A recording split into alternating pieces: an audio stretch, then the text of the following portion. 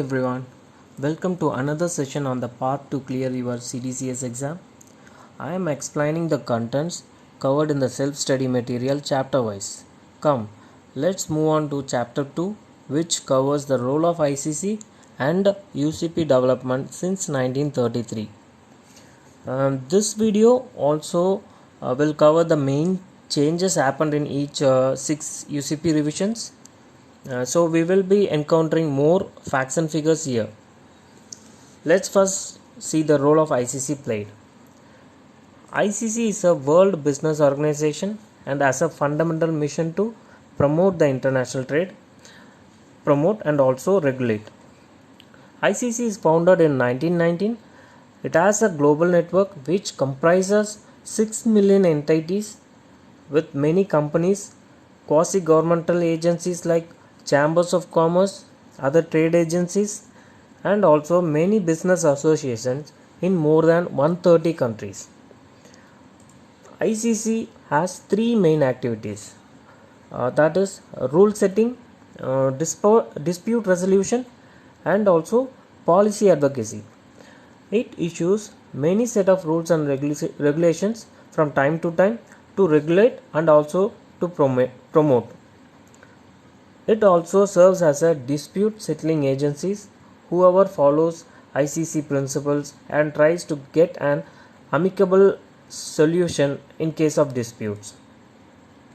Although these rules by ICC are voluntary, they are observed in thousands of transactions every day and have become part of the fabric of international trade.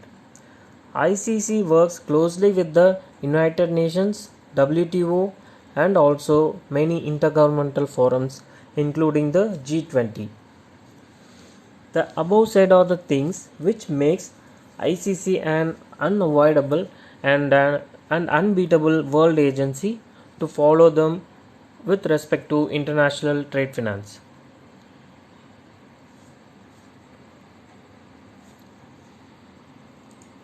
We will see the evolution and main changes happened to UCP in the past 19 years of its existence.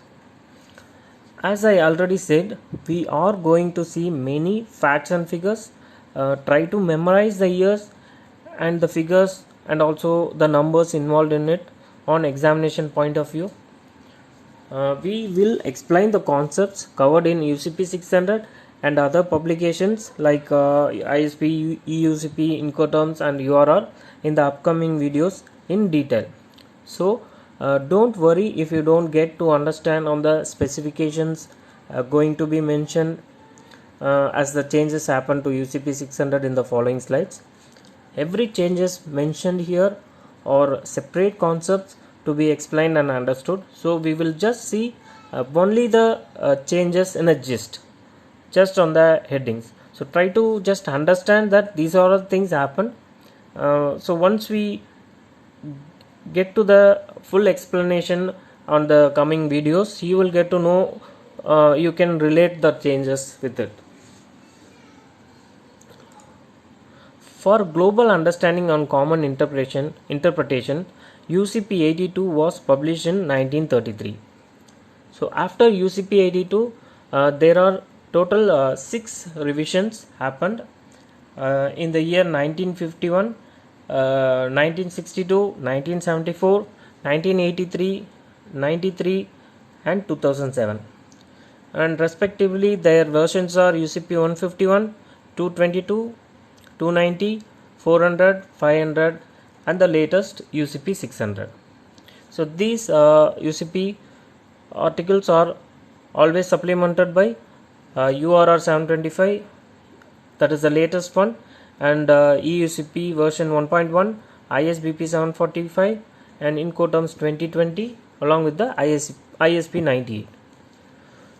UCP serves as one of the most successful privately drafted trade rules ever developed, and serves around USD 2 trillion trade transactions in a year.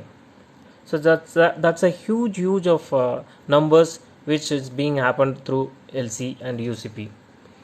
So before UCP, there were acts of trying to frame some uniform rules by various agencies, but in final UCP by ICC is the best and being followed, which is steady and safer.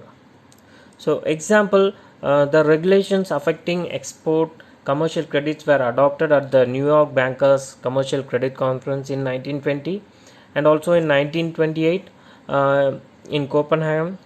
Joint regulations governing the handling of documentary credits opened with the principal Copenhagen banks also formed.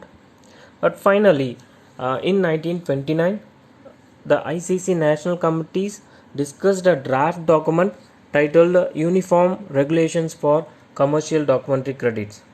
So, this draft has served as a forerunner for our UCP 82, which is the first version of the UCP.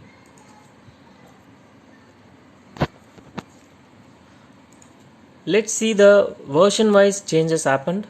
Don't get too much worried on what changes happened in which year, but just try to understand that some changes has happened in each revisions. Once you, as I told you already, once we get to the full explanations of the concepts mentioned, you can easily correlate. But for the examination point of view, again, please memorize the figures, years and numbers. So in UCP 82 in the year 1933, many changes happened to the draft version prepared in 1929. Features like bank will check only on the face of the document. It will not go and verify the goods or the content of the document. So on the face of the document, whatever is that is the thing which bank will be examining. And also there is an introduction to the term honor. Honor is a broad perspective to LC payments. Detailed requirement of transport and insurance documents were imbibed in it. And if a LC specifies all risks to be mentioned in the insurance document, and found that the insurance document has some exclusion clauses, banks are not liable to the exclusion. Banks are not liable for the exclusion clauses. And presentation of documents without further definition, banks will accept it without any responsibility. And next, stipulated that when the expiry date falls on a holiday, it will be moved to the next business day. Holiday means any legal holidays or Sundays. So like this, if any holiday is coming, the expiry date will be moved to the next business day, and this extension is not applicable to the latest shipment date. So let's move on to the next version of UCP, that is UCP 151 in the year 1951. So this is the first revision of the UCP rules. There are introduction to the methods of settlement or happened. The methods of settlement in the sense payment, acceptance, negotiations and purchase. So this is the broader payment term which I mentioned as honor in the previous version. Then the term applicant is used instead of principal. Other thing is protection to banks, that they deal with only documents, not with the goods. Also, banks are supposed only to check based on the face of the documents to determine its compliance. So like in the previous version, it is been added with some other points. Introduction for the provision that the issuing bank had a reasonable time to examine documents.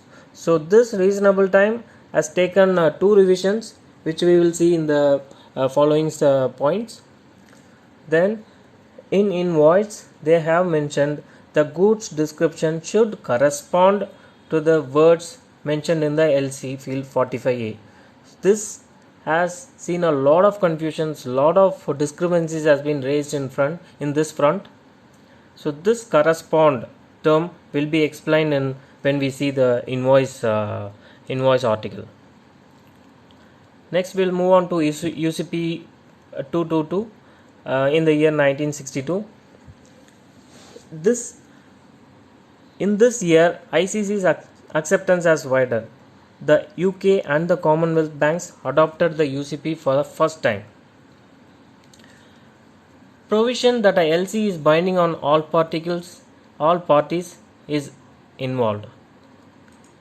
Clarification that the LC is separate from the sales or other contracts is being added, and they have given the full definition or explanation for negotiation which is done by the confirming bank is without recourse.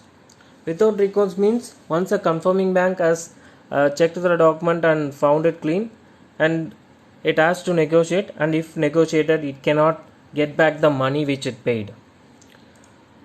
Then the requirement that a notice of refusal must be given by cable or other expeditious means, and that it must state that documents are being held at the disposal of the bank or being returned.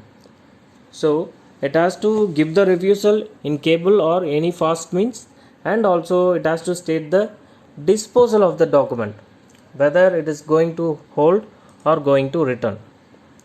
And with respect to transferable credit, it has mentioned that the words like divisible, fractionable, assignable and transmissible should not be used. Also, the details of how to handle the documents of the second beneficiary when the first beneficiary failed to substitute its own is also explained. So this we will see in detail in the transferable letter of credit in the following videos. We'll move to the next slide.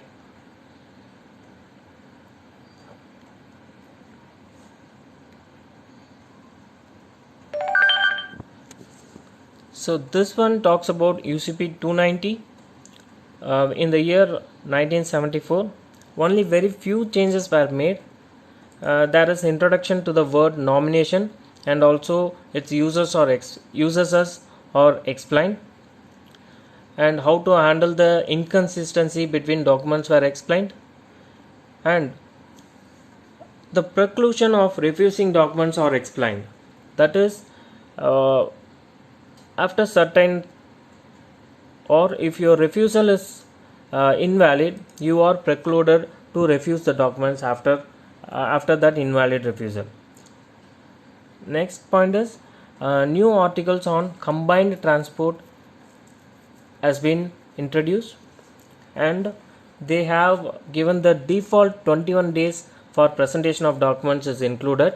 So if the LC does not state any specific presentation period, so default will be 21 days from the transport documents presented. So there is a new article for assignment of proceeds in that UCP revision. And now the next UCP 400 in the year 1983, it has seen large amount of restructuring to the text, and also the current layout which we are seeing is happened in UCP 400. The advising bank is advised to take reasonable care to check the authenticity, and a new payment method called deferred payment undertaking is added to the settlement means.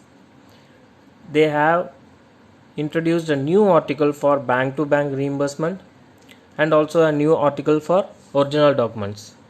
One important thing here is the bulk goods. Wherein bulk goods involved, the default tolerance of 3% was increased to 5%. We will see UCP 500 issued in the year 1993. In this UCP 500, there were two drafting groups, one especially for transport document and other group for the rest of the articles. They have incorporated if LC is silent, then it is deemed to be irrevocable. Irrevocable in the sense, issuing bank, if issued the LC, it cannot withdraw the liability or withdraw the commitment which it has given. And they allowed that banks can advise the unauthenticated LCs. They have given the prohibition of partial acceptance of the amendments. Then for the document checking time, the reasonable time is moved to 7 banking days. Then if any non-documentary conditions is mentioned in the LC, that can be disregarded. There is also introduction of the term however named with respect to the transport documents.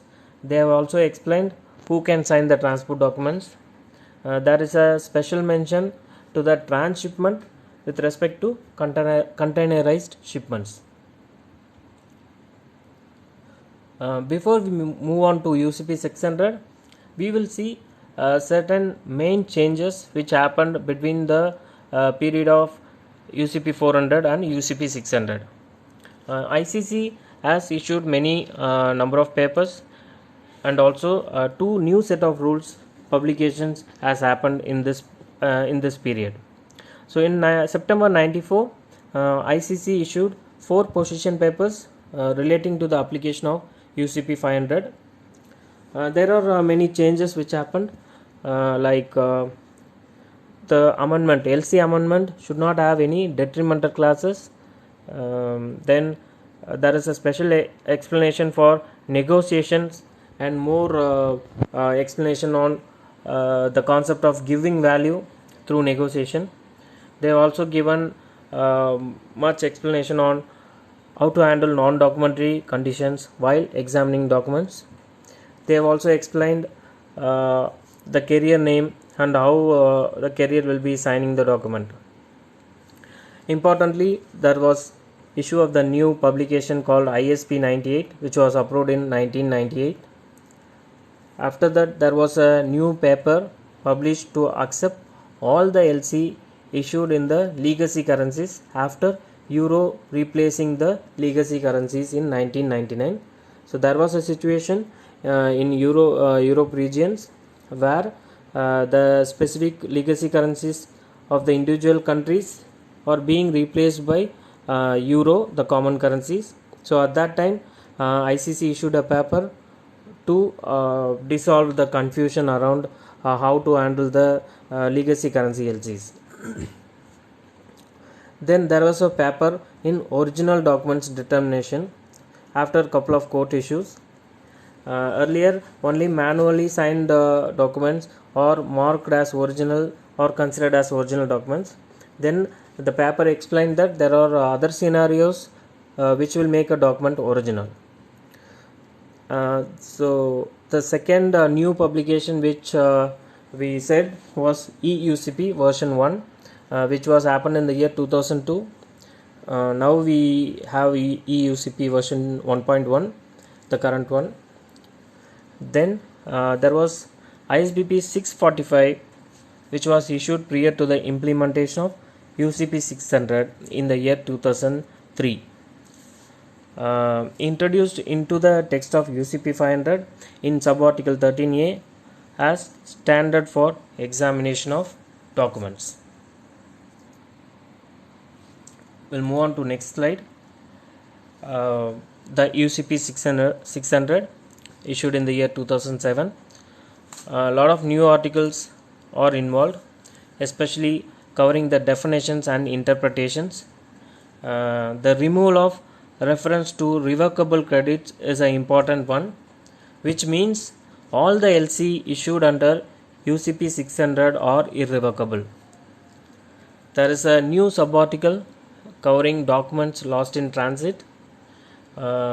Then the examination period, which moved from reasonable time to 7 banking days, was further moved or curtailed to 5 banking days following the day of presentation. Then there was explanation on data content. So any document which is asked in the LC, if it is not clear what the document should contain, then what explanation was given is the data content which provided in the document has to satisfy its requirement. For example, if a packing list is asked, then it should minimum have some packing details. So that is what they are trying to say. There is an addition with respect to refusal notice, wherein they have added 2 new disposable instructions in refusal notice can be given. That is, contacting the applicant for a waiver of discrepancies and acting according to instructions previously provided by the presenter. So these new changes were added to the MT734, which is refusal of notice.